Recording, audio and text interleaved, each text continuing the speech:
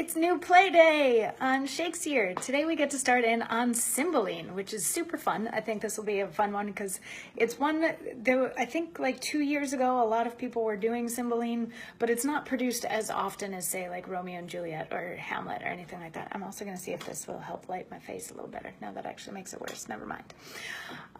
So yeah, this might be a learning experience for all of us as we work through Cymbeline.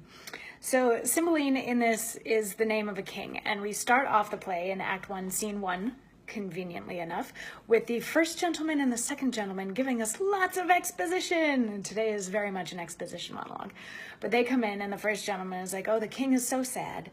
And the second gentleman is like, why is he so sad? And he says, well, because his daughter is married to, his daughter was supposed to have married his second wife's son. But his daughter decided instead to marry this other guy who everybody except for the king and queen are really excited that she married this other guy because this other guy is awesome, and the queen's, or the second wife's son is not a good person. But anyway, the fact that the king's daughter married this other guy means the other guy got banished and she's in prison now. And so the second gentleman is like, well, who is this guy? Like that she married, what's his name, where's he from, what's his story? And the first gentleman says, I cannot delve him to the root.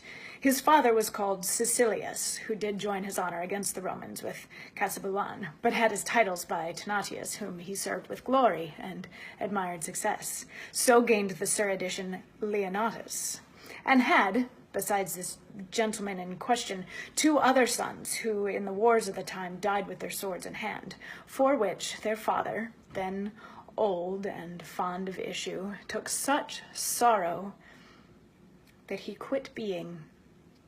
And his gentle lady, big of this gentleman, our theme, deceased as he was born. The king, he takes the babe into his protection, calls him posthumous Leonatus, breeds him and makes him of his bedchamber, puts to him all the learnings that his time could make him the receiver of, which he took, as we do ere, fast as 'twas ministered, and in his spring became a harvest.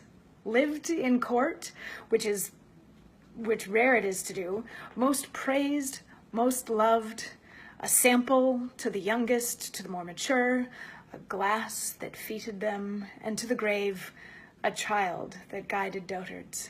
To his mistress, for whom he is now banished, her own price proclaims how she esteemed him, and his virtue by her election may be truly read what kind of man he is.